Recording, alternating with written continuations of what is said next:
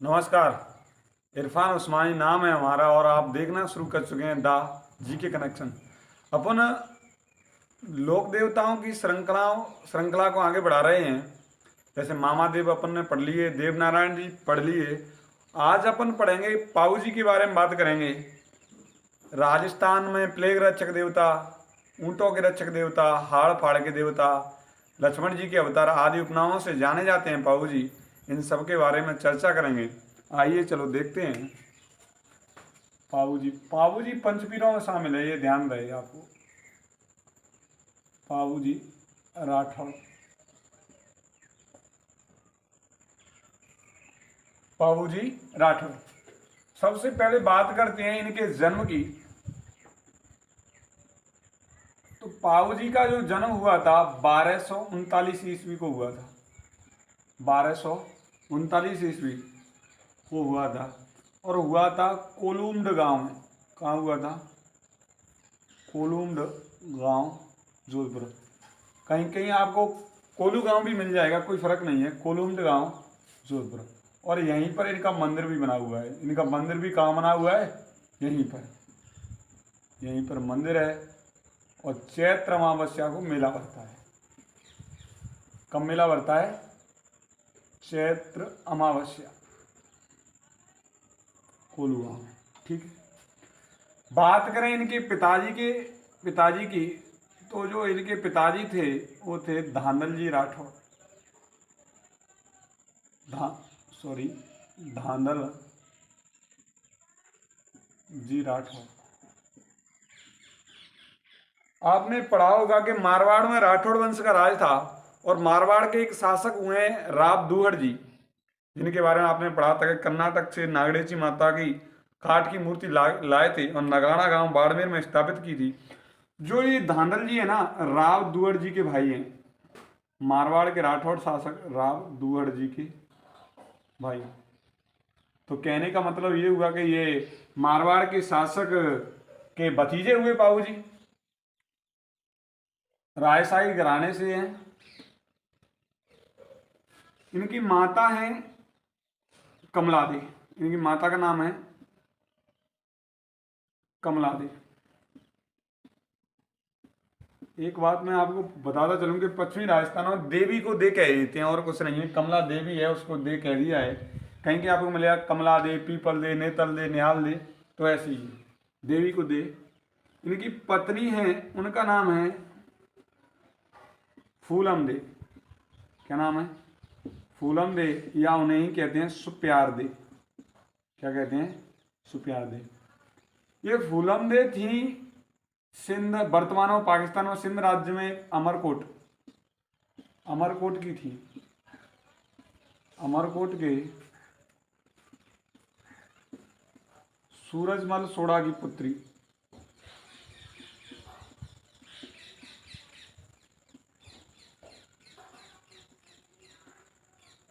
पाबू जी के भाई थे, उनका नाम था बूढ़ो जी। क्या नाम था? बूढ़ो जी। और बूढ़ो जी के जो एक पुत्र थे, यानी इनके भतीजे हुए, उनका नाम था रूपनाथ जी। ठीक है। पाऊ जी की बहन है, उनका नाम है सोहनबाई।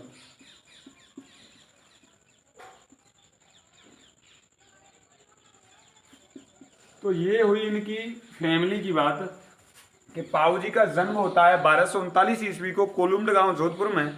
पाऊ जी के पिताजी थे धांधल जी राठौड़, तो राव दुहड़ जी के भाई थे। इनकी माताजी का नाम कमला दे था। इनकी पत्नी का नाम फूलम दे या सुप्यार दे था। इनके भाई का नाम बूढ़ो जी था। इनके भतीजे का नाम था रूपनाथ जी, जो जड़ा जी के नाम से प्रसिद्ध हुए। और बहन का नाम था सोहनबाई। अब बात करें इनकी आगे की, और इनका मंदिर मैंने बता ही दिया कि कोलुम्ड जोधपुर में ही है। यहाँ जहाँ इनका जन्म हुआ इन्हीं के गांव में ही है। और चैत्र अमावस्या को इनका मेला भरता है। अब बात करें इनकी घोड़ी का नाम था, वैसे वो घोड़ी इनकी थी नहीं, केसर कालमी।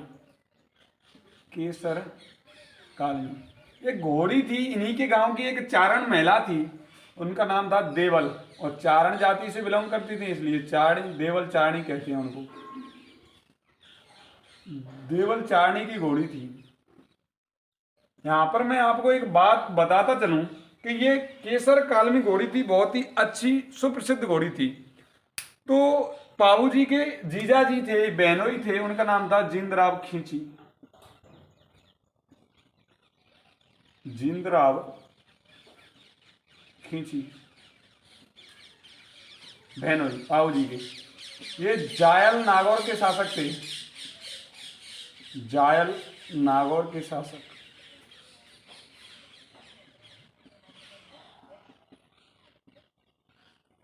यानी इन्हीं की जो पत्नी थी, पाबू जी की बहन थी सोहनबाई।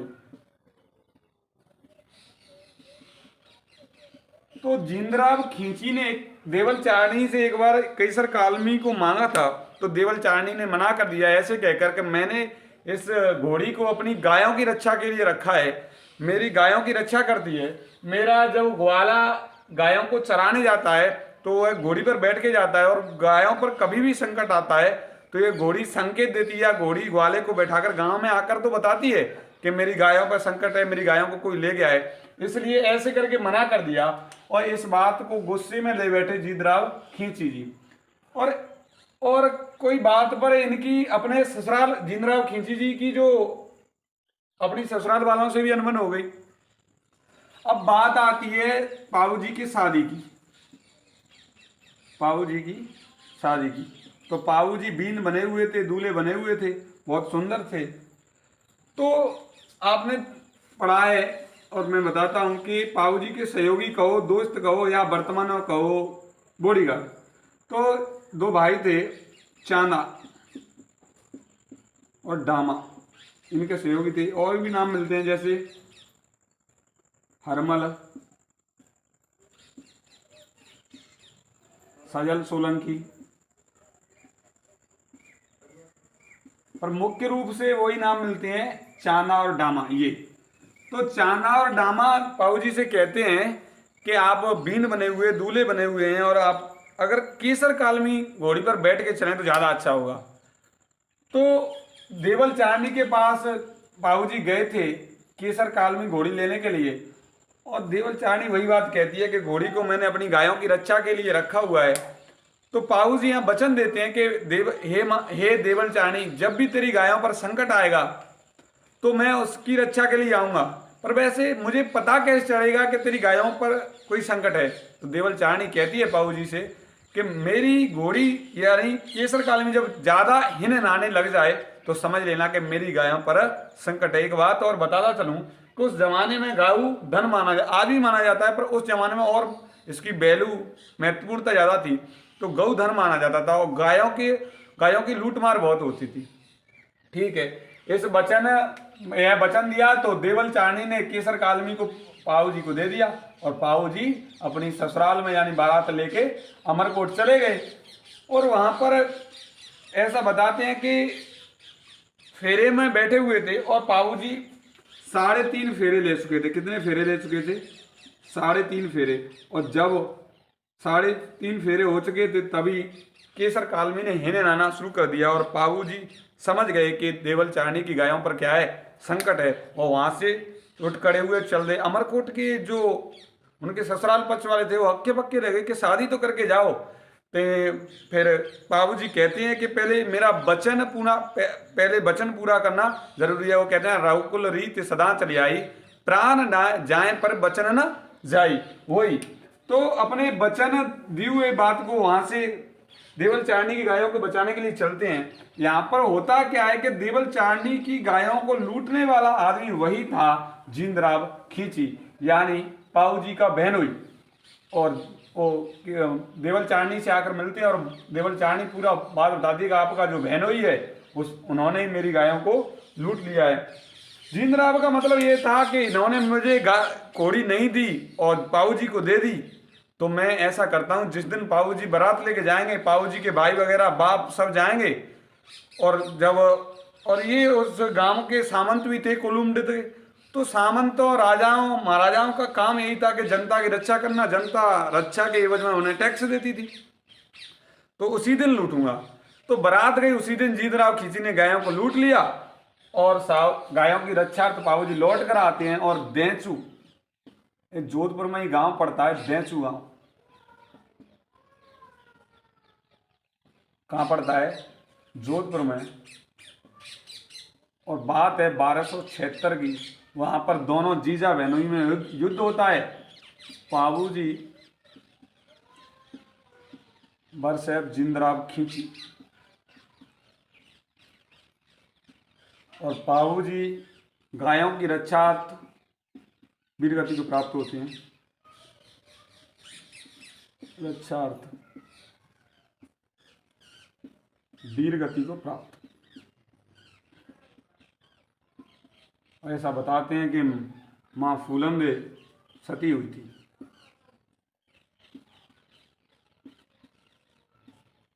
ये बात हुई इधर।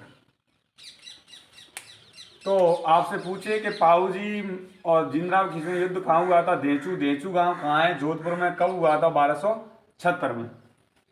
और गायों को तो बचा लेते हैं पर वीरगति को प्राप्त होते हैं। उनके साथ इनके बड़े भाई बूढ़ो जी भी वीरगति को प्राप्त होते हैं। इनके बाद जो बूढ़ो जी का पुत्र था, मैं आगे बता चुका हूं, रूपनाथ जी, बड़े होकर अपने फूफा को मारकर वो अपने पिता और चाचा की मृत्यु का बदला लेते हैं। अब कुछ और बातें भी हैं, पाऊजी से समझ उनको अपन समझते हैं। पाऊजी के कई उपनाम हैं, जैसे इन्हें कहते हैं गाय रक्षक देवता या गायों के मुक्तिदाता। इन्हें कहते हैं प्लेग रक्षक देवता।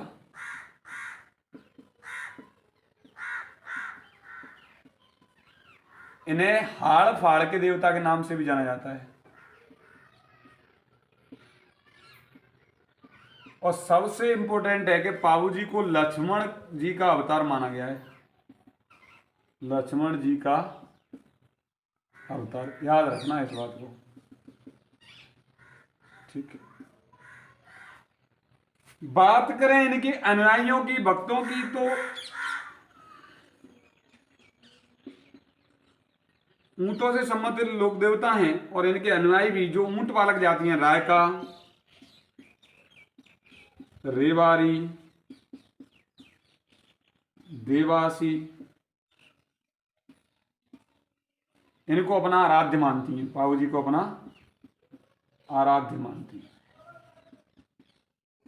और जब ऊंट बीमार पड़ता है ना तो पाऊजी की पूजा होती है, ठीक है। और भी कुछ बातें हैं इनके बारे में, अपन चर्चा करते हैं उनको। यहां तक समझ आ गया उपनाम? गाय रक्षक देवता, प्लेग रक्षक देवता, हड़फाड़ के देवता, लक्ष्मण जी के अवतार, और इनके अनुयायी हैं रायका, रेवारी, देवासी। ये जाति हैं ऊंट रक्षक, वो ऊंट पालक जाती हैं जो उनको पाऊजी को अपना आराध्य मानती हैं। ऊंट जब बीमार पड़ता है तो पाऊजी की पूजा की जाती है, ठीक है।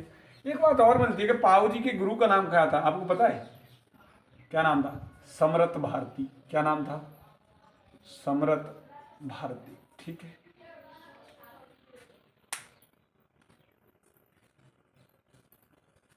अब बात करें अपन इनके फड़ की। फड़ तो देखो, पा से पाऊजी और पा से लिख लो प्रिय और आगे लिख दो लोक। पा से पाऊजी और पा से लिख लो प्रिय और आगे लगा दो लोक। तो राजस्थान में जो सबसे लोकप्रिय फड़ है वो किसकी है? पाऊजी की। राजस्थान में सबसे लोकप्रिय फड़ किनकी है? पाऊजी की। एक विशेषता है कि जो इनकी फड़ बनाई जाती है ना, चांदी की बनाई जाती है, तो चांदी की फड़ है, ठीक है। तो इनकी फड़ का वाचन होता है, वो वाचन करते हैं भील और नायक जाति के भोंपे। भील व नायक जाति के भोंपे। वाचन के साथ जो वाद्य यंत्र बजाया जाता है वो वाद्य यंत्र बजाया जाता है रावण हत्ता। क्या? रावण हत्ता। रावण हत्ता तत्व वाद्य यंत्र है, याद रखना। कैसा वाद्य यंत्र है? कई बार प्रकार पूछ लेते हैं रावण हत्ता कैसा वाद्य यंत्र है। एक बात और याद रखो कि रावण हत्ता वाद्य यंत्र है ना, राजस्थान का सबसे प्राचीन वाद्य यंत्र है। राजस्थान का सबसे प्राचीन वाद्य यंत्र है, ठीक है। तो राजस्थान में सबसे लोकप्रिय फड़ किसकी है? पाहूजी की। चांदी की फड़ है। वाचन भील व नायक जाति के भोंपे करते हैं। वाद्य यंत्र यूज होता है वो होता है रावण हत्ता। रावण हत्ता वो अधकटे नारियल से बना होता है। तत्व वाद्य यंत्र की श्रेणी में आता है। राजस्थान का सबसे प्राचीन वाद्य यंत्र है तो वो है कौन? रावण हत्ता। और बात करें अपन, एक होता है पाहूजी की पावड़े या पवाड़े कहें, ये भी यशोगान होता है या लोक गाथा होती है पाहूजी के बारे में। पवाड़े, पाहूजी के पवाड़े यानी लोक गाथा। लोक गाथा। तो लोक गाथाओं का जब वाचन करते हैं, लोक गाथा का जो वाचन करते हैं, पवाड़ों का वाचन करते हैं, पाहूजी के पवाड़े गाते हैं, वो गाते हैं रेवाड़ी या रायका जाति के लोग। रेवाड़ी या रायका जाति के लोग गाते हैं। इसमें जो वाद्य यंत्र यूज होता है वो होता है माठ वाद्य यंत्र। कौन सा वाद्य यंत्र यूज होता है? माठ, याद रखना। फड़ अलग है, फड़ का वाद्य यंत्र भील और नायक जाति के भोपे करते हैं। रावण हत्ता वाद्य यंत्र यूज होता है। रावण हत्ता वाद्य यंत्र तथे वाद्य यंत्र है और राजस्थान का सबसे प्राचीन वाद्य यंत्र है। पाहूजी के पवाड़े गाए जाते हैं रायका और रेवाड़ी जाति के द्वारा। उनमें जो पवाड़ों में जो वाद्य यंत्र यूज होता है वो माठ वाद्य यंत्र होता है, ठीक है। वैसे मैंने मंदिर और मेले की चर्चा कर चुका हूं, पर फिर भी देख लो, इनका मंदिर वही है जहां जिनका जन्म हुआ, कोलुम्ब जोधपुर में, ठीक है। और अन्य मंदिर है, एक मिलता है छोटा सा आहड़ उदयपुर में। आहड़ उदयपुर में इनके मंदिर में, इनकी आराधना में एक नृत्य किया जाता है, थाली नृत्य। कौन सा नृत्य किया जाता है? आपको पूछ ले कि पाहूजी की आराधना में कौन सा नृत्य किया जाता है? थाली नृत्य किया जाता है। पाहूजी ने थोरी जाति की, किस जाति के? थोरी जाति के 7 भाइयों की गुजरात के शासक आना वधेला से रक्षा की थी। आना वधेला से रक्षा की, इसलिए थोड़ी जाति भी पूज्य मानती है पाहूजी की, ठीक। ये बात हुई इनसे संबंधित। एक दो किताबें और हैं, पुस्तकें और हैं इनके ऊपर, बस फिर पाहूजी पूरी तरह कंप्लीट हो जाएंगे। एक किताब है बहुत इंपोर्टेंट, पाहू प्रकाश, जिसमें पाहूजी का जीवन वर्णन है पूरा। क्या नाम है पुस्तक का? पाहू प्रकाश। और इस पुस्तक के लेखक सॉरी लेखक हैं, उनका नाम है आसिया मोड़ जी। क्या नाम है? आसिया मोड़ जी। एक पुस्तक है, इसमें पाहूजी की जो जीवन आधारित पूरी कथा है। एक पुस्तक है पाहूजीरा सोरठा, उसके जो लेखक हैं उनका नाम है रामनाथ कविया। रामनाथ कविया। एक पुस्तक है पाहूजीरा दोहा।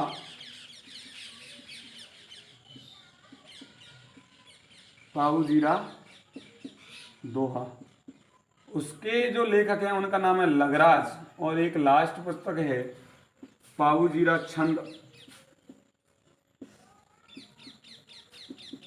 उसके लेखक हैं मेहाजी बीठू। मेहाजी बीठू, ठीक है। इनमें सबसे इम्पोर्टेंट ये है पाहू प्रकाश, जो आसिया मोड़ जी की लिखी हुई है। तो जहाँ तक मुझे लगता है कि आपको बहुत अच्छे से समझ आया होगा, और आपको समझ आया है और आप चैनल पर नए हैं तो प्लीज़ चैनल को सब्सक्राइब करें, अपने दोस्तों को बताएं और शेयर करें, लाइक करें। और एक बात और है कि जो आपको मैटर ठीक लगता है तो कमेंट भी किया करें कि कैसा लगा, कोई कमी दिखी तो उससे बताएं, सुधार किया जाएगा। और कोई अच्छा लगा, कोई अच्छा मैटर मिल रहा है तो हमें मोटिवेट करें, कमेंट करके हमें बताएं कि अच्छा लग रहा है। बुरा लग रहा है तो बताएं कि ये बुरा लग रहा है, ये सुधार किया जाना चाहिए। आपके जो सुझाव हैं वो हम में सुधार करने के लिए बहुत अच्छे रहेंगे। ठीक है, ख्याल रखिए अपना और अपनों का। स्वस्थ रहिए, मस्त रहिए और पढ़ते रहिए। वो कहते हैं ना, धूल सी उड़ जाएगी चाय तब। शुक्रिया।